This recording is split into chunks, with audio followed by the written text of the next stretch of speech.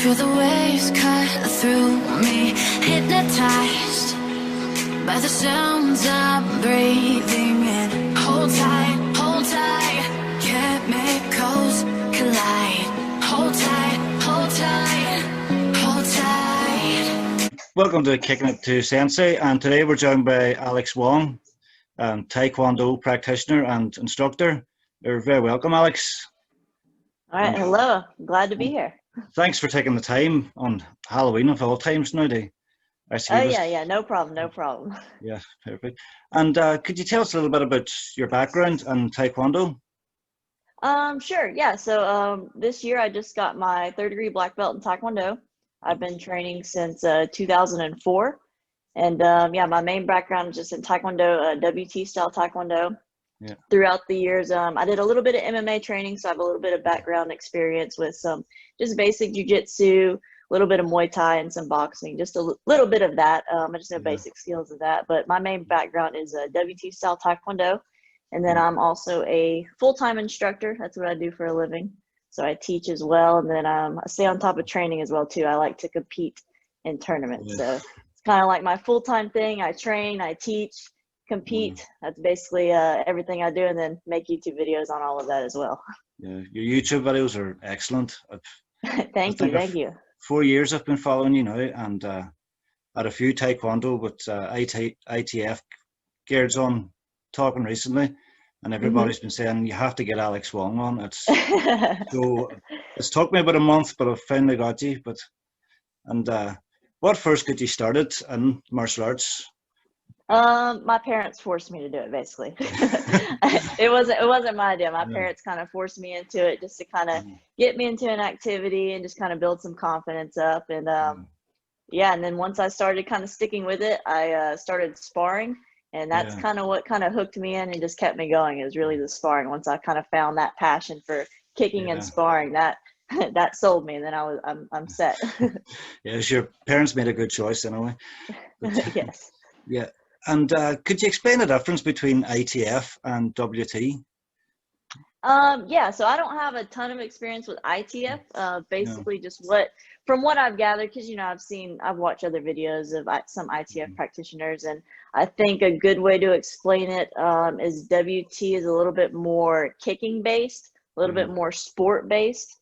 It's just a lot of kicking. We do punching, like for sparring, for instance. I think that's where the biggest difference is sparring. WT sparring, you can only punch to the body, kicking to the body and to the head. And then I think ITF, you can do body and head for like kicking and punching. So I think that's kind of the main difference. And then the forms, obviously they both have different sets of forms. I think when I try to like explain the difference to people, I say ITF's a little bit more traditional, I would say. And then WT is more like sport, a little bit more for sport.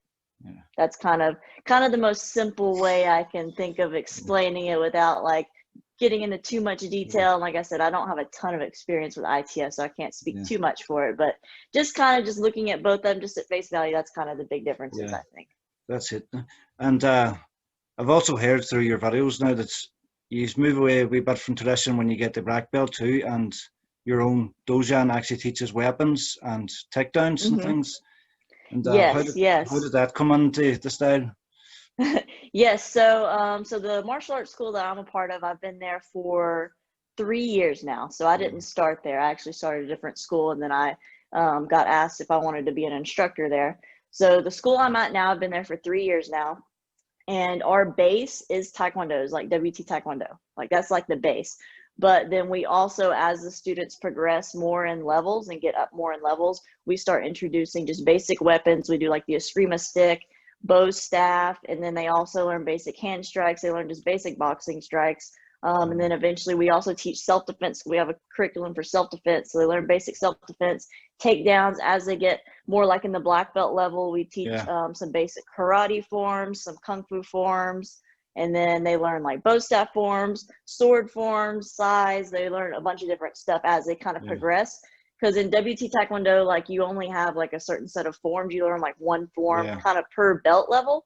So at least for me growing up in that style, not learning weapons and stuff, it kind of gives something else for black belts to learn as they progress in rank rather than just like one form. So Yeah. I like it. I think it's a good mix. I usually like to tell people it's like basically the base is Taekwondo, but it's kind of a blend of modern like martial arts. Yeah. Kind I of a think mix of that's the stuff. way a lot of styles are going that way now. I'd say bringing a lot more in from other influences, I suppose, from other Hmm. arts. It's Yeah. excellent now. And I heard you mention a lot of Japanese weapons there. Have you got a favorite weapon you like to train with? I personally, I'm not a huge fan of the weapons yet, No. probably because I'm not super good at it. I like the nunchucks. Nunchucks are fun until I have to test on it.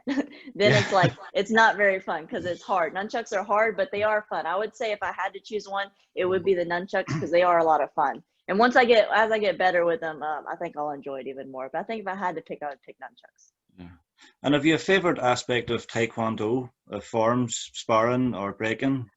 Sparring, definitely. I'm not a fan of forms. Yeah. I do not like I do not like forms. Forms is my least favorite thing. I just want to spar and kick. That's like my number one thing. Yeah. I like striking. Yeah. Excellent. Now. And I've noticed you've done a lot of Zoom classes in the last while, especially during the whole COVID. And Hmm. have you had much fun doing them? And Oh yeah, definitely, definitely. So with the school that I'm a full-time instructor at, we started doing Zoom classes when we first went on lockdown. So I kind of got experience teaching through them, teaching our yeah, students there. So then I decided to start a Patreon and teach for people around the world. So that way I could yeah, kind of connect with my audience on a different level. So I got experience teaching through my school first, and then I'm like, let me try to offer this for some other people too yeah, around the world. That way they can get a little bit extra lessons with me. And then I enjoy it too because I get to work with people of all different styles, different ages, different backgrounds. So it's a lot of yeah, fun. yeah. I done that in a flip. I actually started doing the Zoom first, then my school followed along. So I've Okay. been running around doing all the technical support for the school, and it's very busy at the minute. But Uh-huh. do you think the martial arts schools should keep on the online presence after the lockdown's over and everything's back to normal? Do you think it's something they could keep on? I think it's something good because for us, I think it's convenience thing. Like sometimes people their schedules get busy. They can't make it to a physical class sometimes. So I think offering an online class as just another option when you get busy kind of helps them still stay on track and still stay consistent with their training. And then for me, I'm going to keep doing it for my Patreon members so that way I can still kind of connect with everyone and still kind of teach just a good Yeah. variety. It's almost like instead of me traveling for seminars, I can kind of teach people on a regular basis through that. Yeah. Yeah, it's unbelievable now. I think it's opened up the whole world of martial arts, really. It's Hmm. like for instance, I was able to follow a Zoom class with yourself last week, and Yes. you living in the States, me in Ireland, that would never have happened before. So Uh-huh. Definitely. it's Yeah. really opened up the world to everyone. Yeah, And I think so. Yeah.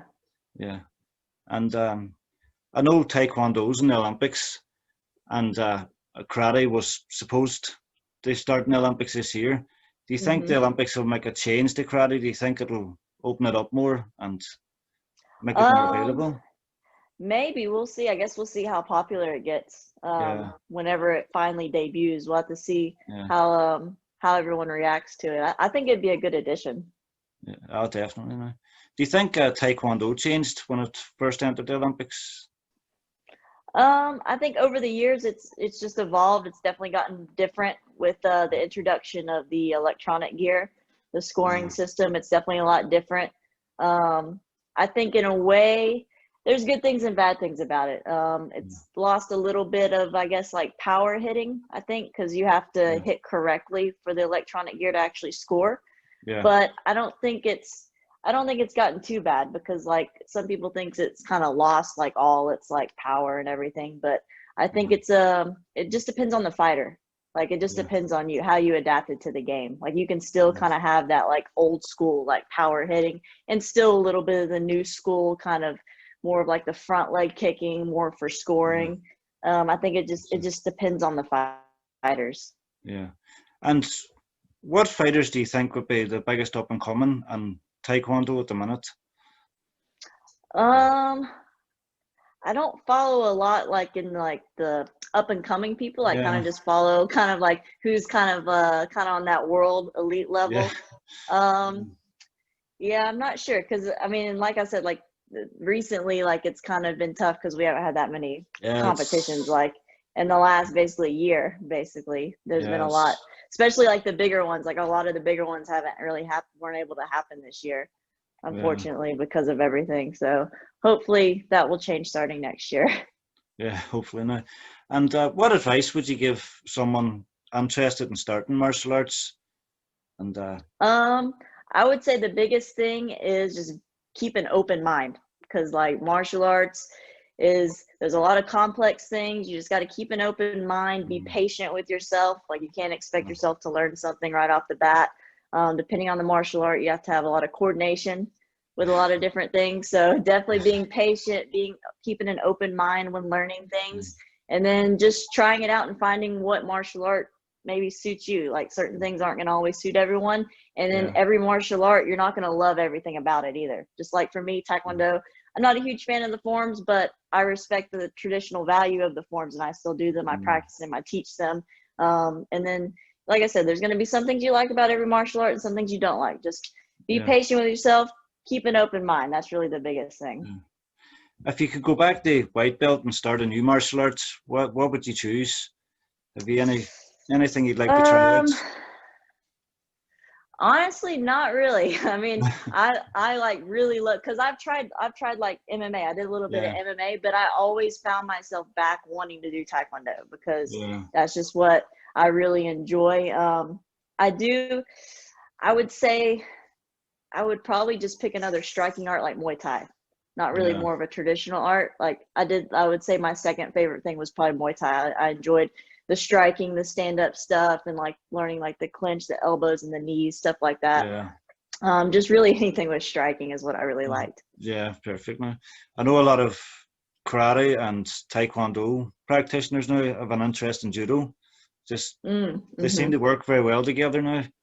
Yeah. And, and finally, Alex, how can people get in contact with you and follow you online? Probably the easiest way is through my YouTube channel, Yeah, just Alex Wong TKD, yeah, or my Instagram is also Alex Wong TKD. Those yeah, are the two main things I post on. And then for my Patreon, you just go to alexwongtkd.com, and then that yeah, just directs you to the Patreon page. So if anyone's interested in doing any classes or one-on-ones, yeah, that's how you get a hold of me there. But the easiest way is just Instagram and then YouTube. Those are my main things that I'm active on. yeah. I've just fell in love with your Patreon recently. Now, I've just signed up to subscription. I just like the way you've consistently posted. I've Yes, I do subscribed. my best to really Yeah, stay engaged. I want to stay engaged with my Patreon yeah, members. That's kind of like the exclusive thing for them. They have yeah, access to me a little bit better than versus my YouTube and Instagram messages. Some I try to reply to things as best I can, but I yeah, get floods of stuff, so it's yeah, hard to keep up with everything on there. yeah. Yeah, I've seen a lot on there now. I have about, I must have 10 subscriptions on Patreon, and you're Yes. by far the most consistent. It's excellent to see someone putting the work in and making the connections with their patrons, and so Yes, that's I'm trying my best. I yeah, want to connect with everyone on yeah, Patreon, definitely. that's awesome. Well, thank you very much, Alex. Anyway, and it was a pleasure having you on, Oh and yeah, yeah. I'll probably see you very soon on the Patreon. Yeah, that sounds good. Hopefully you can make the next live class. Hopefully I can see you live during a Yeah, class as no, well. no problem. Thank you. Yeah, no problem. No So, problem. Thanks for having me.